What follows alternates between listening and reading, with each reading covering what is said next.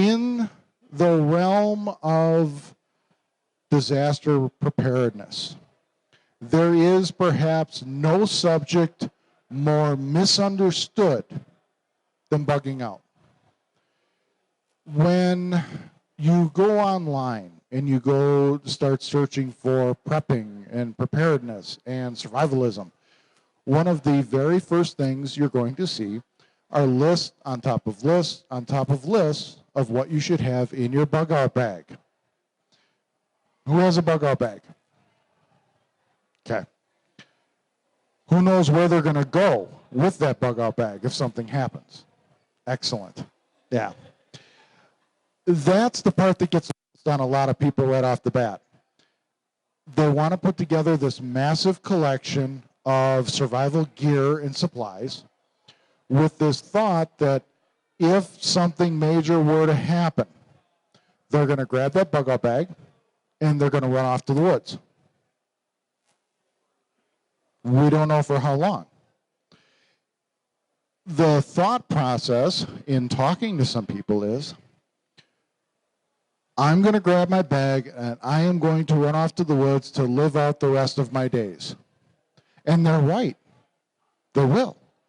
But the number of those days is probably going to be a lot fewer than they were planning on because they don't have the skills to back up the supplies. There are some of us who have a plan about 2 weeks after the event to go out into the woods and start collecting backpacks and supplies that people dropped along the way. Why not? So, what is bugging out? What do we mean when we say bugging out? Very simply, bugging out means to move from an area you feel is hazardous to an area you feel is safer. Okay? Running off to the woods is not a plan. That's a death sentence for the vast majority of the population. You're just delaying the inevitable. There are very, very few likely scenarios where your lot in life will be improved by grabbing a backpack and running off to the woods. It's just not. Bugging out, as a general rule, should be your last option in 99.9% of the scenarios, not your primary plan. This is where I lose a lot of people because they've been told over and over and over, you got to have a bug out bag, you got to have a bug out location, you got to bug out. In the vast majority of situations, you're safer at home. Home is where your stuff is. That's why we stockpile food and water and all that other things, right? But there are situations where bugging out makes sense. For example,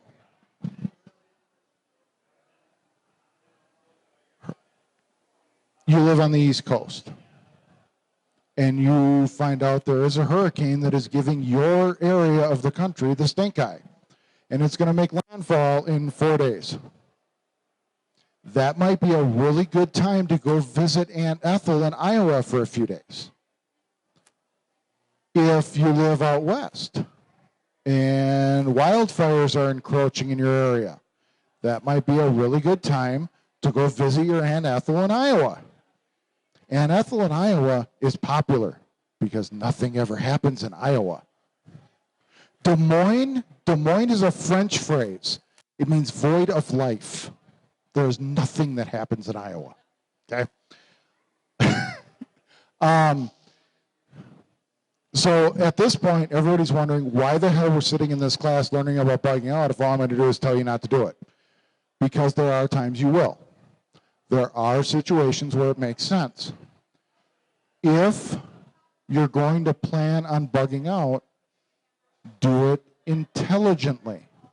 Don't do it haphazardly. Don't do it because social media says, I need this exact list of stuff in a backpack the size of my 12-year-old and try to hump it on foot for 150 miles. Let me ask you this. In the last 12 months, what is the longest distance you've walked in one trip? 1 mile. Anybody else? About the same? Yeah. I did 28 miles. I did 28 miles in one day. And that was willingly. And I could move the next day. I probably could have made half that distance the next day.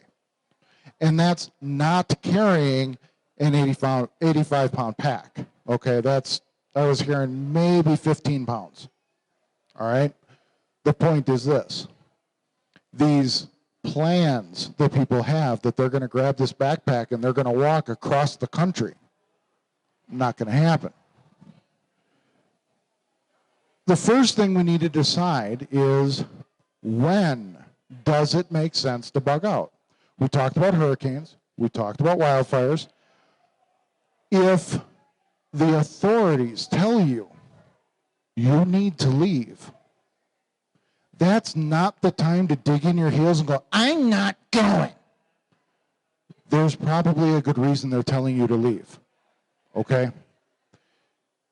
If civil unrest is getting closer and closer to home, rioting, looting, things like that, as these events become more and more common, and if you live close and closer to those areas, you might decide, hey, Aunt Ethel, in general, society in your area continues to deteriorate. When it becomes evident that things are only going to get worse before they get better, it might be time to beat feet. If you get a very strong inclination that martial law is about to be declared, get out ahead of the crowd, get out before the curfews start. Does that make sense? Once you've decided, okay, we're going to bug out, the next question is, where are you going to bug out? Remember, we're not talking about what's in your bag. We're talking about where you're going to end up. You can have the most well-equipped, well-appointed bug-out bag on the planet. If you don't have a destination, you're just a refugee. You might be a very well-equipped refugee, but you're still a refugee. You should have a minimum of 3 separate places you could go in an emergency. I can't afford to buy 3 bug-out locations. I can't even afford 1. Can you afford a room at a Super 8 for a night? That's bug-out location number 1. Do you have relatives, family, friends who live, say, 100 miles away? That's bug-out location number 2. Prepper media, social media and websites, blogs, all that kind of stuff, they have a tendency to fill heads with nonsense. They have a tendency to fill your brains with this concept that you need to have this hollowed out mountain of a survival bunker that cost millions of dollars. You need, when you leave the house in a real evacuation, okay? Hurricanes coming in, wildfires coming in, EMP, whatever. When you leave the house, the most important things to grab: your car keys, your wallet, and a flash drive that has your important documents scanned and saved onto it. Your bug-out bag is great. It's good to have. But that credit card is going to get you food. It's going to put gas in your car. It's going to get you a room at a Super 8 or something like that. It's going to provide your basic needs for at least a couple of days. And those couple of days give you breathing room. They give you time to sit, take a deep breath. You don't have to worry about rain. You don't have to worry about food. You don't have to worry about water. You can just sit and think about what is happening and where do I go from here. You can only make an informed decision if you have information, right? Kind of by definition. And you're only going to get that information if you stop for a second and think about it and listen to news reports. Check in with other people. Grabbing your backpack and just fleeing is not a good idea. Okay? So once you know where you're going, the next question is, how do you get there? Two different aspects of this. First, we'll talk about transportation. Ideally, you'll be able to just turn the key and drive away. How many people here have heard that an EMP will wipe out your vehicles and you won't be able to drive? How many people here know that that's crap? We don't know what an EMP will do to your vehicle. We don't. There have been very limited studies done. Some of those studies seem to indicate that it might shut the vehicle off if it's running, and when you turn the key, it'll start right back up. And yes, I've heard the same thing. If the car or truck doesn't have a computer, and if it was built prior to like 1984 or 1978 or 19 whatever, it'll still work. We don't know. We don't know. Science seems to indicate the vehicle will work. Okay? Take that for whatever it's worth. And if you don't believe me, go talk to the guy at the table back here who's doing a documentary on EMPs. He'll tell you the same thing. We don't know. So the ideal is that we can hop in the family truckster and motor our way. But there are numerous scenarios that might make it difficult or impossible to use a vehicle to evacuate. It could be the disaster itself has caused havoc on the roads. Again, we don't know why we're bugging out yet, right? We don't know what the disaster is. We just know that there's a possibility we're going to need to evacuate. So, we don't know what the conditions will be. We don't know if the roads will be passable. We don't know what the weather is going to be like, things like that. We don't know if there will be roadblocks, man-made or otherwise, that prevent our travel. While we hope that we can bug out from point A to point B using our car or our truck, we need to plan for the contingency that our feet will be our bug out vehicle, which circles back to what I said earlier. How far can you walk? How far can you make it on foot in a day? In survival social media and blogs and everything else, 20 miles a day is a figure I see a lot. I would say probably 85 to 90% of the United States population cannot walk 20 miles in a day. And if they do, they are not walking 20 miles again the next day. I mentioned earlier, I walked 28 miles in one day. Where I live, there's this big lake, and the lake has a path around it, and it happens to be 28 miles. And it's kind of a common thing in the area to take a day and go for a walk around the lake. And it took 12 hours for me to walk the 28 miles. My wife and I had a blast. It was like one of the coolest things we ever did. The next morning, I could walk. I was okay. I probably could have made another 14 miles or so the next day if I had to, but there's no way I'd have been able to do another 28. I couldn't have done 20. And I wasn't carrying very much on my back. When we did it, it wasn't a, hey, let's pretend we're bugging out. It was, it's an October, beautiful, sunny day. Let's grab lunch and go for a walk. That's what we do. My wife and I go for a hike every week, usually just a couple of miles.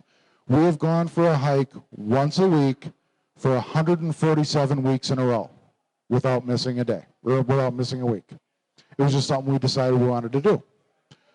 Because of that, I am maybe that much in better shape than I would be otherwise. Because like I said, we go maybe a couple miles. The point is this. When you're thinking about bugging out, you need to think, how far can I go? Which circles back to choosing your bug out locations. Think about the mileage you get in your vehicle. I'd be willing to bet that most of the vehicles represented here will get anywhere from 100 to 200 miles on half of a tank of gas. Does that sound reasonable? Is there anybody going to go, hell no? 100 to 200 miles. Not in your 89 Cadillac? Honey, if you're bugging out in an 89 Cadillac, I want to be right next to you because that's going to be the coolest vehicle on the road. Think half a tank of gas. Think about how far that's going to get you. Why half a tank? Because that's when a lot of us remember to gas up. Don't plan on having a full tank of gas at your disposal. Think half. Half is a good average.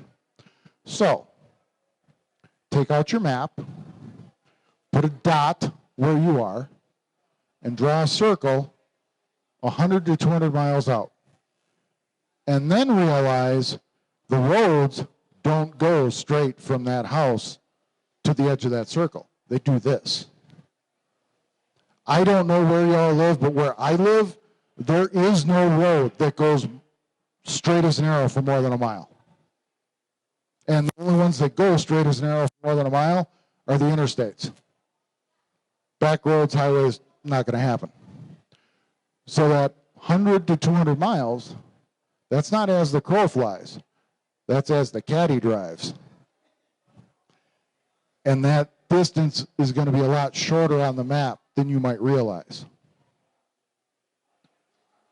And now, think about how far you could get on foot. That's another circle. Okay? The idea here is to think realistically. The odds of A, a major event happening, and B, you having to evacuate immediately, and C, having to evacuate immediately on foot are pretty remote when you get right down to it. We deal with realism. We can fantasize all day long. There are a couple of authors at the end of this hall, Dee Cooper and Sarah Hathaway, who have written a ton of really great books that are really riveting, dramatic stories. But they'll be the first to tell you they're fiction. There is genuine survival information in there, but the scenarios they depict are fictional. We're not here to talk about fiction. We're here to talk about realism. So let's take a realistic approach to bugging out. How far can you walk? Probably not very. Hopefully you can drive at least part of the way. Let's say, just for the sake of argument, you could plan on 100 miles. Between vehicle and on foot, plan on 100 miles. Figure out 3 locations that meet that distance parameter. And now, how do you get there? How do you get from point A to point B? Well, get out that map. And remember, we don't know what's causing us to bug out. We need to have at least a couple of different options to get from point A to point B. Okay? One of the sayings that I'm very fond of, and I've been saying this for years, prepping is about options. Prepping is about giving yourself the luxury of choice. So you're not locked into one and only one course course of action. You want to be able to adjust your plan based on the situation, based on the information, based on the facts. And you can only make those adjustments if you know ahead of time what your options are. Does that make sense? What I advise is have maps in your bug out bag strictly as a backup, strictly as a, oh crap, there's road construction. And that's happened since the last time we were through here. We've got a detour. I'm not sure how to get back to where I need to be. We can't count on GPS. We can't count on cell phones. Paper maps are the way to go. If you have never navigated a road trip using an actual paper map, do it. It's fun. Have the kids help. That's not so fun sometimes. But it's got to be done. When I was in school, believe it or not, we had, as part of our social studies curriculum in grade school, we had one class hour where they just taught us how to fold a map. And it baffled so many kids. They thought, I mean, they were just like crumpling up into balls. It's not that hard. But today, they don't even talk about maps because it's all on computer. They don't even, my kids know how to read a map because of who I am and what I do. A lot of kids that they associate with, they have no idea. Well, why? I just go to Google. Okay, what if Google doesn't work? Well, then I'll go to MapQuest. No, you're missing the point here, son. Teach them how to read a map. We're not talking about military navigation and using topographic maps. Teach them how to pick a spot here and pick a spot there and trace the different roads to get from one to the other. It's not that hard. So we have our bug out locations. We have our bug out routes. And we have our bug out vehicles. You ever get the feeling, this is like Batman, where we have the Batmobile and we have the Bat this and we have the Bat that. Everything is bug out. The next thing to talk about is having supplies stationed along the way, just in case you need to resupply. I only bring this up in this class, or the primary reason I bring it up in this class is because I'm tired of people mispronouncing this word. It's called a cache, not a cache. I heard a survival expert on TV call it repeatedly a cache. Oh, I have several caches along the, oh, really? Do you sashay to your cache? It's a cache. It's a cache. A cache is merely a small collection of supplies and gear that are like the backup to your backup. Okay, this is like your last ditch. Everything has gone to hell. You somehow lost everything. You've got this as a resupply point. If you go online, one of the most common DIY cache projects is to use PVC tube, like 4-inch. You stuff stuff in there, glue it all up, seal it up, bury it in the ground. There's a whole lot involved with this that they're not talking about. Number one, you need to know where you can plant this cache and be fairly confident it's still going to be there 10 years from now. I heard a recommendation once that you're supposed to bury them in cemeteries because cemeteries don't move. Generally speaking, cemeteries are where they are. Okay. Think this through. It's 2 in the morning. You're in the cemetery with a shovel, and a squad car comes by and spotlights you. I want to be there when you have that conversation. And I want to film it, and I'm going to put it on YouTube, and I'm going to get 1 million hits. Your cache should only be buried where you have a legal right to bury it. You have permission from the landowner, something like that. Do not go around burying them in state parks, in cemeteries, stuff like that. That will get you in trouble. How far do we bury it? Well, technically, you want to bury it below the frost line. What's the frost line in Colorado? Anybody? 6 to 8 inches. That's it. Are you serious? In Indiana, it's 18 inches.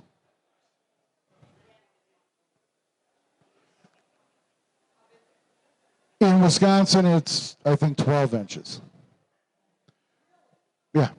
You got to get it down below the frost line so things don't get damaged, okay? So you're digging for a while. Now, here's the other part of this. You've got a 3-foot tube of PVC that's about 4 inches around, okay? We're just going to go with that example of the type of cache. So you dig a hole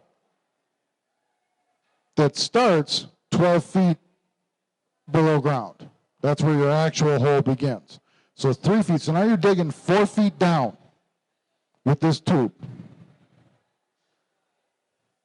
Has anybody here ever tried to pull up a fence post? How fun is that? Without a car, without a chain, without anything other than your 2 hands and maybe a garden trowel. You're going to be there an awful long time, especially when you don't have anything to hold on to. You're gripping just the PVC over and over. It's not going to happen.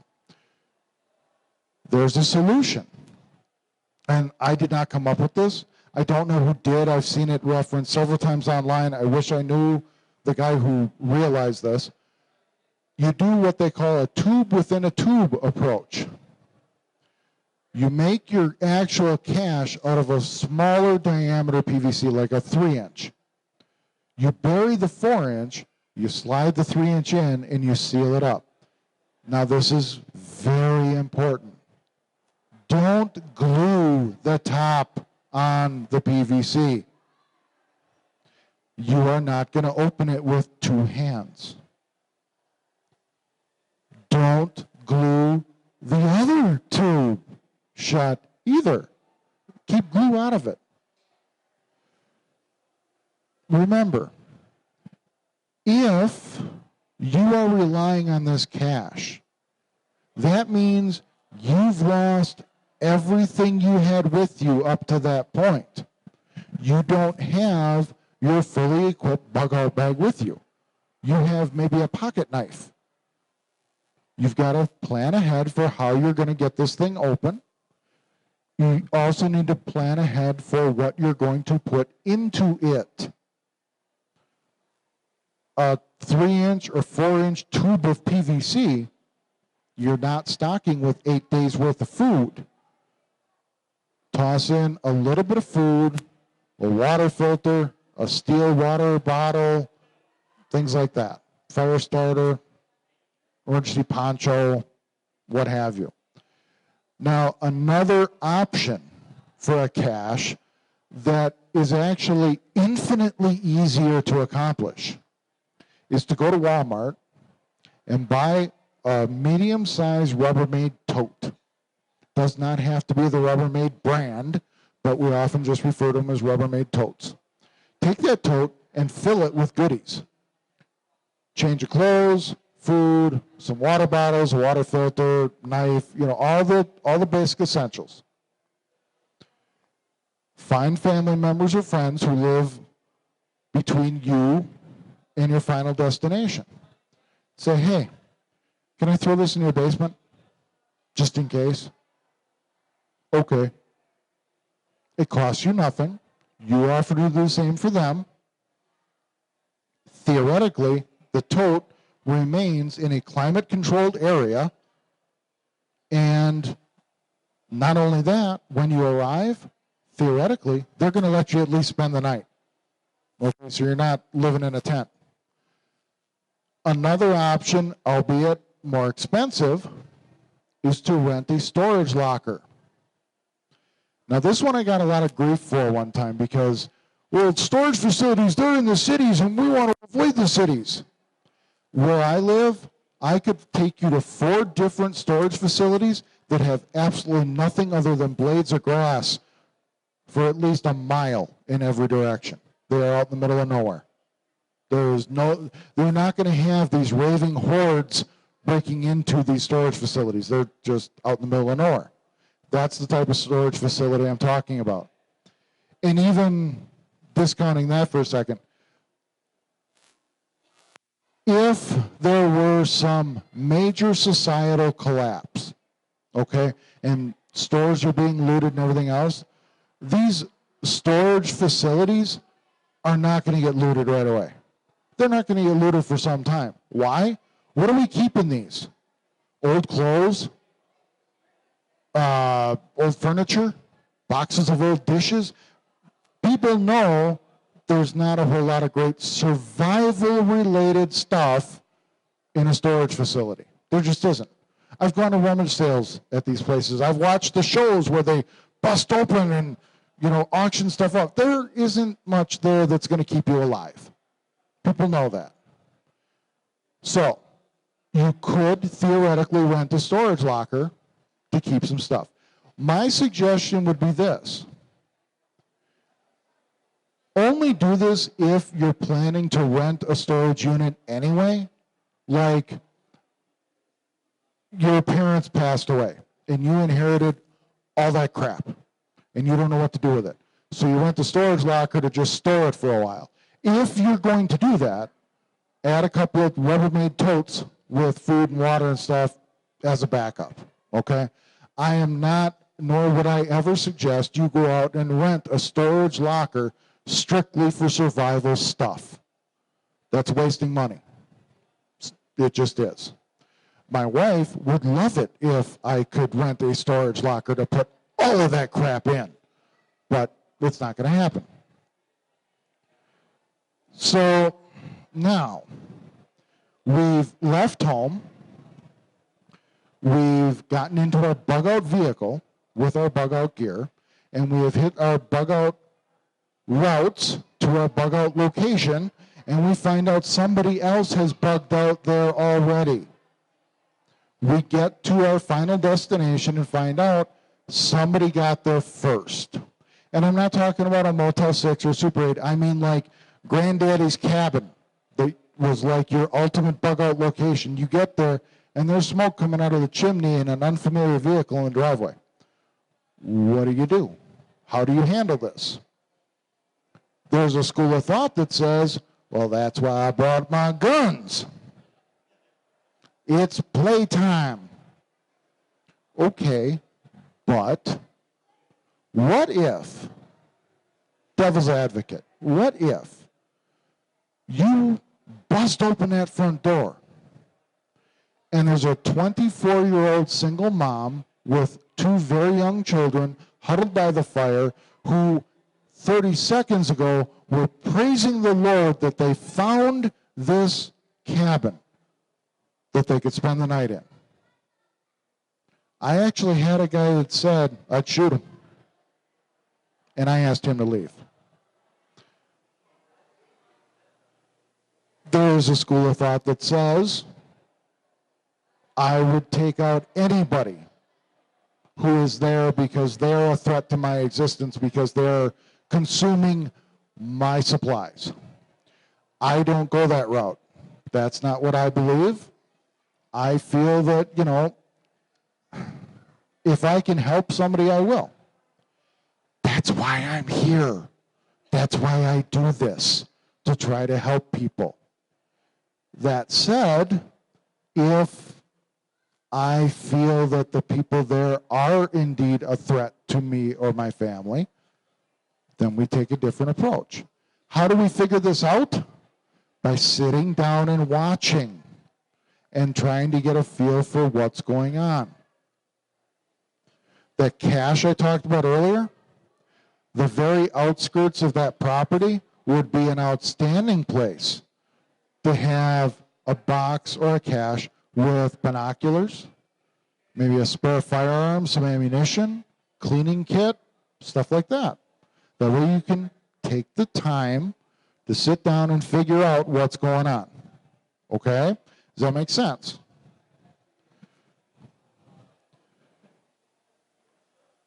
Bugging out, to do it properly, requires practice, as does anything in life, right? We get better at things the more often we do them. Do you know why we did fire drills at school? It wasn't to get all the kids out of the room. It was to practice, so that the muscle memory is there, so that the kids know where they're supposed to go. Bugging out, same thing. We should do drills. This is the point in the program where you're really going to make angry everybody else in your home, because nobody likes to do drills. They're not fun. They're aggravating. They are often seen as pointless by other people in the family, but they have to be done. What I started doing years ago, and it scared the hell out of everybody, I ran through the house yelling at the top of my lungs, "We need to leave now. Get in the car. Grab your stuff. Hit the road." I have 3 boys at home. At the time, the boys were 12, 9, and 7. I had to do the math. 12, 9, and 7. And I didn't tell my wife first. That was mistake number 1.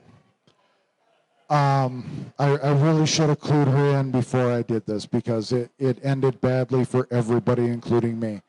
But we got better. Okay, we got better. It took, I think, 18 minutes to get out of the house that time. The last drill I did, we've got it down to about 4 minutes. And that's with grabbing the bug out bags, grabbing a couple other things, and being in the car. I start the timer when I start yelling. I stop the timer when I put the car in reverse in the driveway. That's how I do it.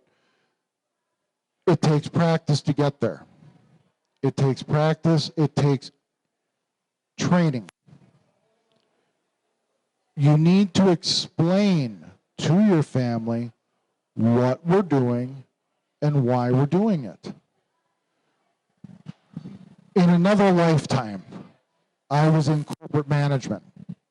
And one of the things that I used to teach leadership, I used to teach conflict resolution, and one of the things I tried to hammer into people over and over and over is, you need to get them to buy in. You need to get them to buy into what you're telling them. They're not going to follow you otherwise. They need to feel that they have a vested interest. And one of the best ways to do that is to explain the why. You can tell a child, do this. If they're young enough, they will. When they hit teenagers, not so much. But if you explain to them why we're doing it, you get a little bit more acceptance. You get them on board, and that's important. The worst thing in the world is to try to prep when you're the only one in the house who's on board, and you're actively getting negative feedback constantly. It's draining. I am very blessed that my wife does support this whole thing. In fact, she pushes me to do different things. My kids are kind of on board. Depends on what we're talking about. They love knives. So anytime I talk about knives, hey, we're awesome. When we talk about sanitation, that's kind of a poopy discussion. The idea here is this. You need to have the conversations with the family members. You need to talk to them. You need to explain to them what we're doing and why, and start doing these drills. Start doing these practice sessions. It's going to be ugly at first. It is. But with repetition, it'll get easier and easier. Make a game out of it. Award prizes for the first child to be in the car with everything they're supposed to have. When you start out, give each person a list of what they're supposed to have. Let them follow the list and work their way on this. Work on the speed later. Work on the accuracy first. Work your way into it, and you'll get there. Bugging out, again, should be your last option in 99% of life's little curveballs. But there's that 1%. There's that 1% of the time when you're going to need to beat feet. And you're not going to do it successfully without having planned ahead. Did I lose anybody along the way? Anybody have any questions? Seriously? Not one question. I am awesome.